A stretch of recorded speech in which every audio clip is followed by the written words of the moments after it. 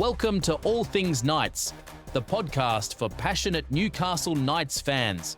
Join Foundation members Mowie and Trace as they bring you the latest team news, game reviews, player performances, club history, and everything happening in the world of the Knights. So sit back, settle in, and join us for another episode where we bring you the sugar, the spice, and everything Knights. This is All Things Knights. Hey, welcome back, everybody. This is episode 3 of All Things Knights. If you've been here before, welcome back. And if this is your first time, you are also very welcome. I'm Greg Mowbray, and with me is my great mate, Paul Tracy. Who are we? Well, as you know, we're Foundation members. We've got 800 home games between us. We're passionate Knight fans with strong opinions, and we're not afraid to share them. Trace, before we get going into today's episode... This sounds ominous. Well, it could be, but we'll see. As you'll remember, I called you on Saturday night after the win against the Broncos just to check in, see how you were. And you said something to me that I had a little bit of trouble believing it was actually coming out of your mouth. And a little bit of context for the listeners. I know that if you've been a good boy, your beautiful wife, Gab, allows you to have a little glass of red cordial. Now, you must have been a good boy because it seemed like you'd had a couple of glasses of red cordial. I needed hydration. 100%. Yeah. But Trace, do you remember what you said to me? And we're not going to dive too deep in here. We're going to unpack it later. But I just wanted to check that I actually heard what I thought I heard. Go. Well, I said we can win the whole bloody thing. Wow. And I stand by it. I regard you as a common sense, level-headed, intelligent person. But when I heard that, I've just gone, has he had a head knock? But anyway, let's put a full stop there. I was very emotional. Yeah. And we're going to unpack that a little later. Trace, we've had some fantastic feedback. We've got listeners all over the world, literally. The good people at Spotify let me know who's listening and where they are. We've got listeners in Ireland, Thailand, and Croatia. How good is that? And all across Australia, which is fantastic, right? Well, Croatia playing red and blue, so that's probably a reason. Yeah. A quick mention of our sponsor, the great people at Sunrise Fitness in Bronco Road, they're Adamstown. good people. They're great people, Trace. Hendo and all his crew there. Great people, great programs, great equipment. I reckon that's a sort of a hallmark of a quality gym if all the equipment is new, shiny, clean, and it all works. Do you know what? Hendo told me that he's been swamped with inquiries since we brought them on board as a sponsor. How good is that? So, Trace, an overview of what we're going to cover today in episode 3. Literally minutes ago, the Knights announced big signing news about a potential Knights superstar. We'll cover that. We're going to look back on that fantastic Broncos win. I'm going to introduce a new segment called The Rabbit Hole of History. We're going to preview the Raiders game this Sunday, 2 o'clock. I will be there. And we'll have a look at the season's summary so far. Sounds good. Trace, you had a comment from a listener. I did. And that person sort of said, well, you're called All Things Knights, but you haven't yet talked about our women's team. Yep, good point. It's a great point, and I take that on board. And it's really interesting because, again, just a little while ago, Benny Jeffries, the coach, has been extended to the end of 28, which is fantastic. I had the great pleasure to work with Ben in 2 teams when he was at the Knights, and he's a fantastic young man and doing a great job. And I just like the way they're playing, the way that Georgia Roach and Cara Dibb are combining. We've got this Sydney Taylor who's come from a Sevens program, Lucy Spain, who is a teacher. You know, they're superstars of the future. And the thing I like most is they look happy. And that's the hallmark of what's happening in the club at the moment. Everyone seems happy. The other thing about Ben Jeffries, I didn't know this until the announcement today, but his family, his wife and his 2 kids, have been living in North Queensland for the last couple of years. They've been in Townsville. Yeah, and the great news is, on the back of the extension of his contract, he's bringing his family to Newcastle. Fantastic. Real commitment, isn't it? Oh, yeah. And he's a great guy. He really is. And good luck to them. Fantastic. So, Trace, the big signing news that was just released today, Francis Manu-Leilua. Some people are calling him Frisco. Some people are calling him Frankie. I don't know what we're supposed to call him, but he has signed on until the end of 2028 and apparently was chased hotly by some other clubs. So that is fantastic news. And look, I know that everyone's talking about him on the back of his last couple of performances, but clearly the Knights have seen more in him than just 2 good games, right? when he came here last year from the Panthers pathways, easy for me to say. Yeah.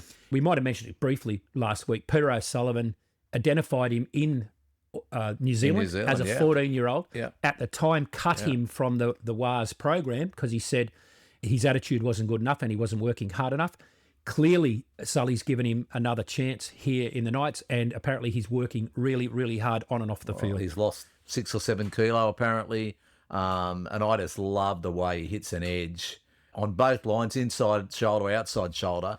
And I did sort of preempt a little bit last week, thinking that Ezra Mann was going to have a pretty ugly night trying to defend our edges, and that turned out to be the case. I know that Frankie's going to come up in our...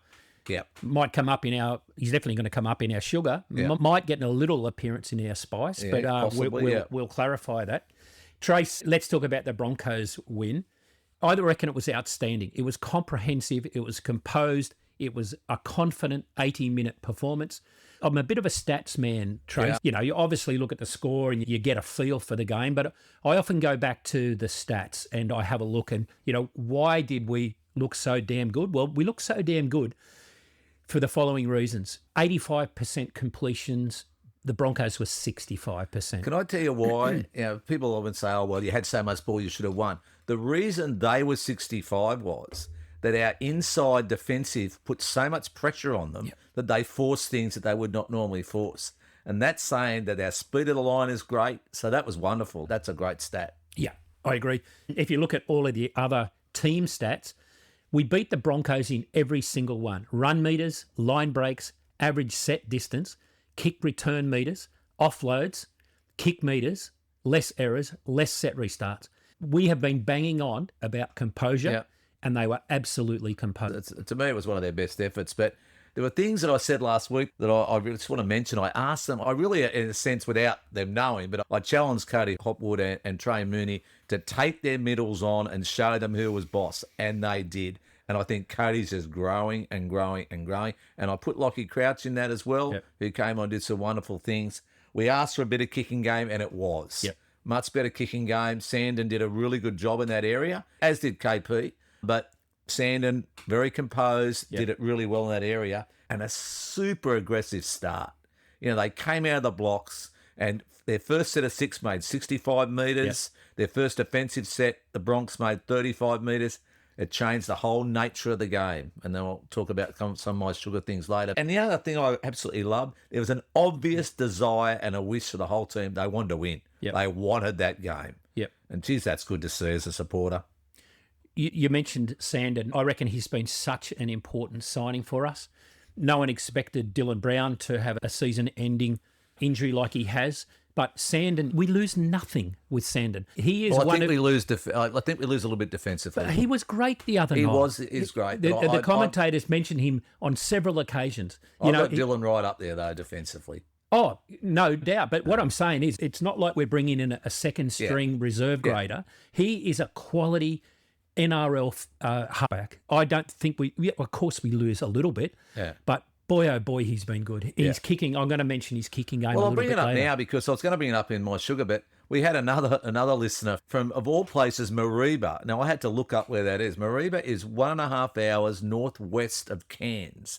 We've got a Knight supporter living there. And he said to me, tell us about Sandon Smith. Sandon's actually a Central Coastie, played for Kincumber. He then became part of the Central Coast Roosters, which is like their under-15 type academy. Then joined the Roosters junior program where he was a bit of a gun. Played 43 first-grade games for the Roosters before he joined us this year, and I'm really pleased he did. Yeah, absolute quality. Trace, as I said, I'm a bit of a stats man. Let me just mention some of the individual stats. Every one of our backs ran for over 100 run metres. The outstanding ones were Greggy Marzu at 177, Dom Young at 171. But what about our forwards? Trey Mooney, 158.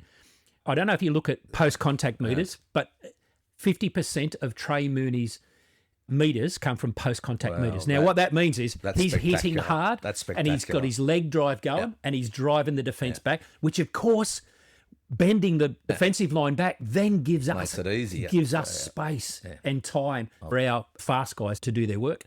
Cody Hopwood, you mentioned him before, 139. That's a fantastic run meters. number for a young kid. Getting better every single game. Frankie, 100 run meters. Jermaine, 93.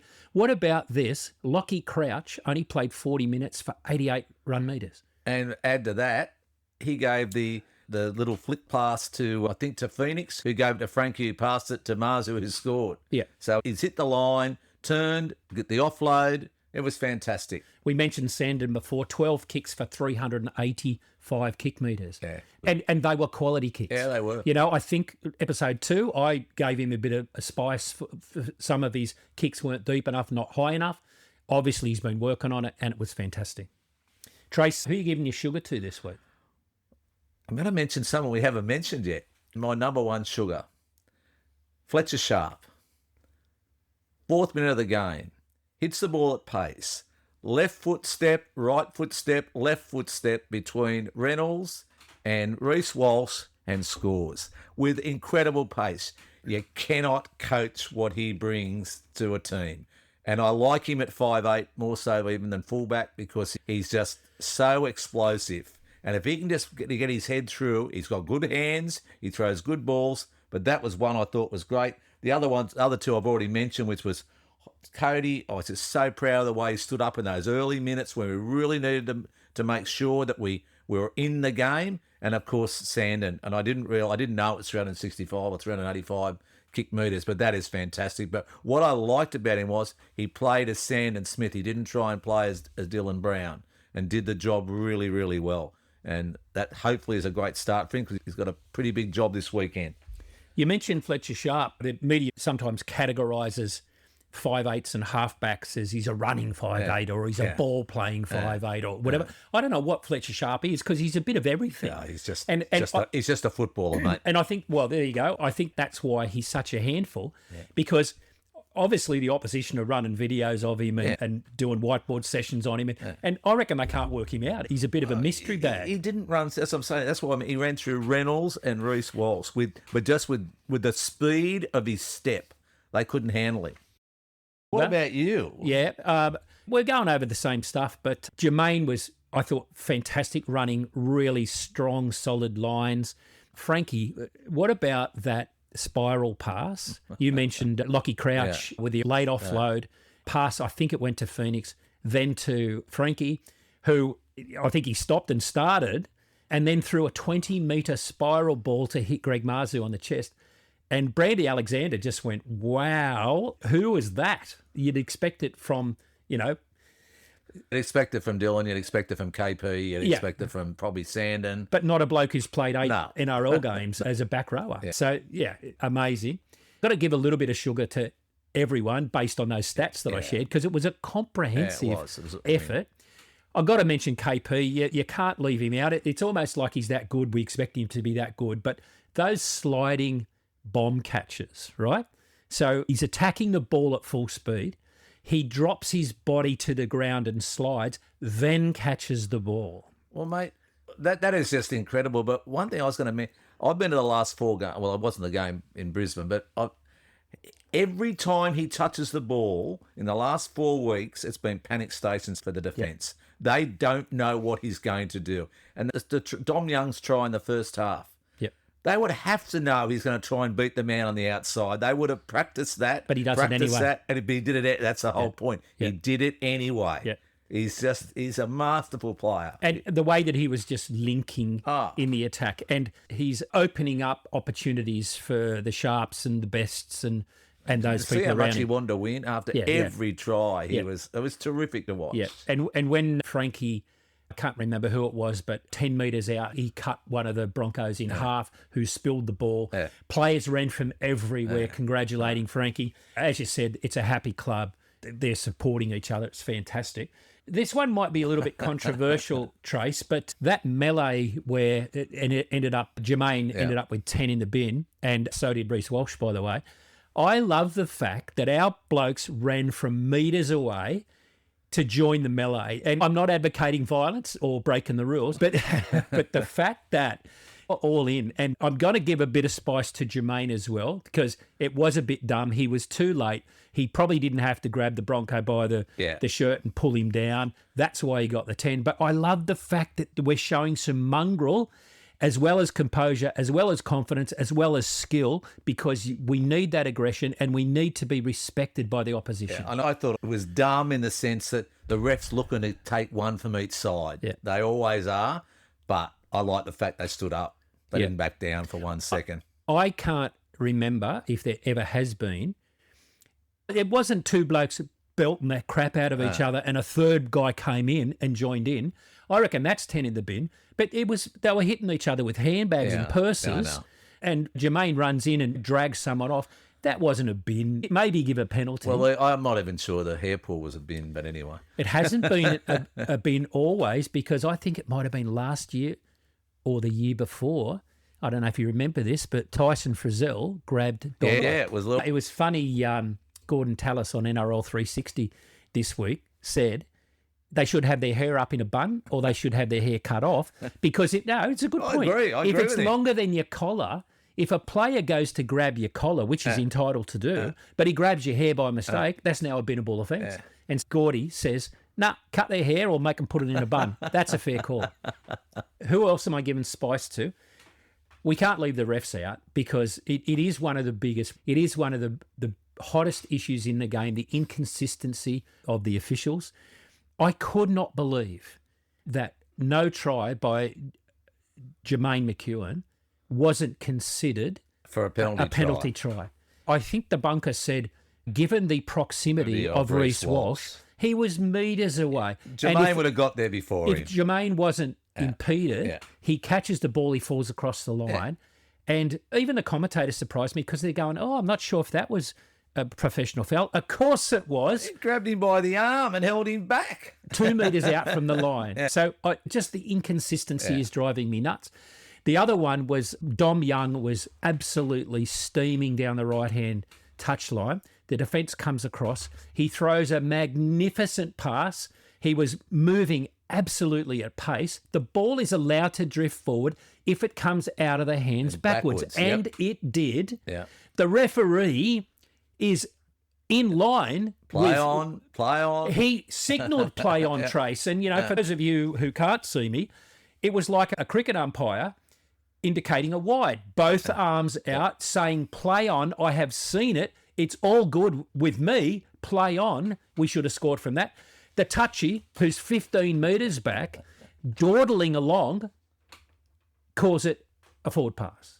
If a referee sees it with his own 2 eyes, unimpeded view, and says play on, how can a touchy then pull it back? Yeah. Oh, well, I'm about to hit the touchies in a second. Ridiculous. Myself. And I suppose a little bit of spice goes to Jermaine for running in, but we've covered that.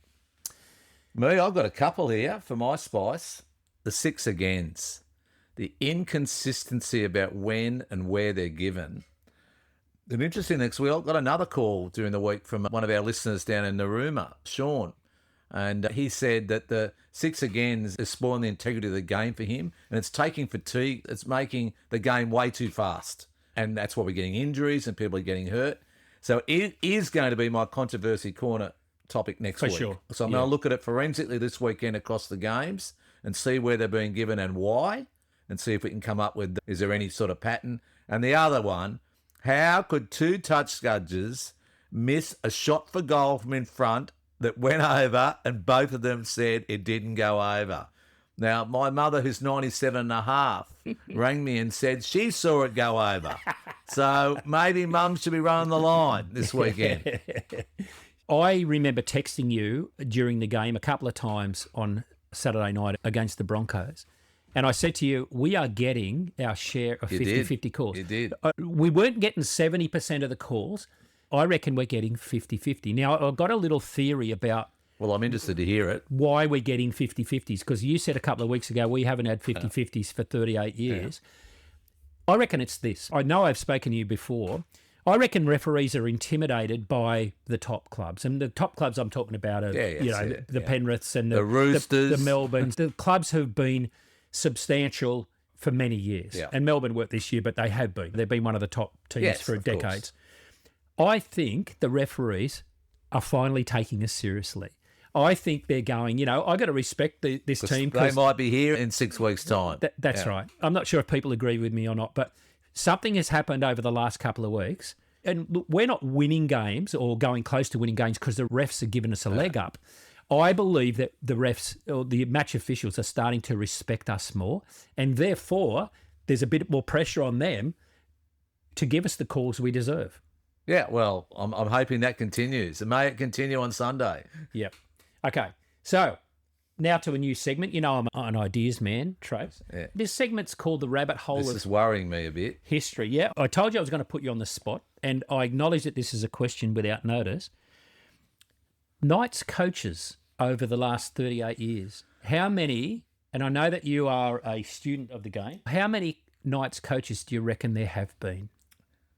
I wouldn't be surprised if you know the answer to this, by the way. I'm just thinking, I'm just going through my head who the coaches are. I'll say 13, but keeping in mind that Stoney did it twice. So, yeah, so 13 individuals, but 14 different coaching appointments. How close? You're spot on. Yeah. 13. 2 caretaker coaches, Yeah, were that they? was Danny. Danny was in 15. Danny Badiris. And Christian Wolf. I don't reckon a lot of in people would know 19. that, 2019. Yeah. I think it Yeah, was he only only did it a for 4 games yeah, or a something couple like of that, 3 games. Yeah, games, yeah. something like that, yeah. So let me go through them with you, and then I'm going to ask another question, but I'll give you a bit of notice on this one. I'm going to ask you who's got the best win percentage. So the coaches going from the inception, Alan McMahon, David Waite, Malcolm Reilly, Warren Ryan, Michael Hagan, Brian Smith, Wayne Bennett, Rick Stone, Boo. Oh, sorry. yeah, Danny Badiris, Nathan Brown, Christian Wolf, Adam O'Brien, and Justin Holbrook. Who do you reckon has got the highest win record, highest percentage wins? Oh, a tough one. I'd say the Wok. I'd say Warren Ryan. You're pretty close. Malcolm Reilly has 64% win rate. He coached 101 games for 64 wins. Down the other end, this won't be hard. Who you reckon's got the lowest win rate? Well, it wouldn't be Adzi. It's got to be something to do with the 3 wooden spoons we won, isn't Well, it? I think it might be Nathan Brown. It is then. Nathan Brown. He coached 94 games, and this brings back some trauma to me because, as you know, I didn't miss a home game. I didn't miss one through either. all of those Yep. 3 wooden spoons. He coached 94 games for 24 wins, so 25%. So 1 in 4 games under Nathan Brown. I still think he did some good things for us, though. Yeah, I do too. I think he inherited a bit of a basket Oh, yeah, case. he- So I'll just go through a couple of these. Malcolm Reilly, 63. Warren Ryan, 56. Michael Hagan, 53. Down to Justin Holbrook, you think he's about 50%. Wayne Bennett, 45%. Rick Stone, 43. Michael Hagan coached 155 games and won 83. The most games coached here. Who do you reckon was second on most games coached? My first thought would be David Waite, but then I guess I'd forgotten that O'Brien was actually here for 5 years, wasn't he? Yeah, that's right. So it's probably O'Brien. Yeah, 151. Yeah. Yeah, there you What go. was Waitey? David Waite, how many games? 80. Is that all? Okay, so that's Rabbit Hole of History, and that will make an appearance every now and again. Yep. Controversy Corner will be back next week. Right, now let's talk about the Raiders game on Sunday. How important is this, Trace? I think it's vital. Tyson Frizzell, Yeah. it's his 300th. There's only been 57 players who've played 300. I think he had about 13 games for Cronulla, about 165 for St George, Yeah. and he played his 100th for the Knights last year. He's been tremendous. He's been named in the run-on squad. he has. He'll lead us out. Yeah, he will. So that's fantastic. So a little bit of context for the game this Sunday in the nation's capital. Knights are currently 6th on 28 points. Raiders are 11th on 22. They're coming into some good form. They scare me a bit, Trace, because they're yeah. big, strong, fast, skillful. Fast. We clearly need to keep winning to keep the semis hopes alive. I personally, look, I'll take it, but I don't want to limp into 8th spot. no. And I don't want to be too negative because it looks like we're going to do better than that, but we keep winning. What are we going to do, Trace, this Sunday, 2 p.m? By the way, the temperature on Sunday is going to be low of 2 and high of 15 with 40 mils of rain. I'll be there in person. What are we going to do to bank the 2 points, Trace? Well, I mean, the obvious. You've got to start well. So we can't go out there and make mistakes against this mob with a home crowd behind them, although the rain might keep a few away. That's handy. But then they've got some really potent people who we mightn't be thinking about. I reckon the threat from Owen, Paddy and Starling at hooker or dummy half is very important to us that we stop it. So there's going to be a lot of work on Phoenix and whoever is there to make sure they don't get out and get their runners running. Ethan Strange's running game. He is a strong as, so we cannot give him room. Yep. We cannot give him room. So it's Need to really be up in his face. absolutely up in his face. Conversely with that, I think both Ethans, Strange and Savage, are going to cop it from our edges. So we've got to make sure we get them, we work them over on the edges in terms of what they're doing. Got to stop Tarpany's offloads. He is so good at that. Horsburgh. Oh, yeah. Oh, Horsburgh, I think we can handle, but Tarpany is really, Yep. for me, is someone really special. And I'll say it again, I'll probably say there'll be a broken record. Follow KP. Yep. Follow KP's lead. I'm going to simply say cut and paste from the Broncos game. If we're sitting here next week and I'm rattling off those same stats where we beat them across the board on the team stats and we've got outstanding individual stats across the board, I reckon we win. So it's cut and paste Brisbane game. Yeah. So let's cross everything for Sunday. If we look back at the season so far, Trace, we're currently 6th. We've got Titans at home next week, Manly at home the week after, the Wars away, and then a bye. So we banked those 2 points. Let's be brave and pencil in wins against Canberra, Titans, and Manly. If you want, let's say the Wars might get us over there. We could finish... Manly is Old Boys Day too, which is always a really big day for the club, so that helps us. Everybody hates Manly. The wife of a good mate of mine actually was from Manly, and we were having a dinner party one night. She said, Greg, why do you hate Manly so much? And you know what I said? Tell me. I don't know. I just do. Just do, yeah. We could end up on 36 points. Yep. Although you heard Brandy Alexander say something interesting. Well, Brandy said after the game on Saturday night that he thinks we'll finish 5th or 6th and secure a home semi. And he said, no one will want to play us at home. And that's where it comes back to. We can win this thing because we're going to come off a bye. We're going to be fresh, hopefully a home semi-final, then into another game we have to win. But we're going to be a lot fresher than those teams. So I think we've got a lot in our favour. What we cannot get now is another major injury. We've got to hopefully we get Jacob and Pasami back in the next 2 weeks and everyone stays fit because we just can't risk it. Yep. Trace, I've been taking the you-know-what out of you a little bit about your big statement. I'm just going to put a couple of caveats on it, right? Yep. I don't think it's a completely outrageous thing, but a couple of caveats are no more significant injuries. Imagine if we lose Phoenix or KP or Sharp or Brady, right? Okay. Yeah, I agree with you. The dream is not going to happen. Yeah. But the other thing is we have to be at our best, our very, very best. We've got to be close to 100% when we hit the semis, if we are going to go further. If we're at 75% or we get an injury, we'll be out and we'll still look back and go, bloody good season, because there's still a wooden spoon in that top drawer, right? And so, let's just hope. That's episode 3 done and dusted. We love your comments and your feedback, so keep it coming through. And as I always say, if you're enjoying the podcast, tell your friends. And if you're not, mind your own business. And go Knights. You mighty Knights. Well, there you have it. 2 self-confessed experts, gibberers, on all things Knights. Nice one, boys. Join Mowie and Trace next week for another episode of All Things Knights.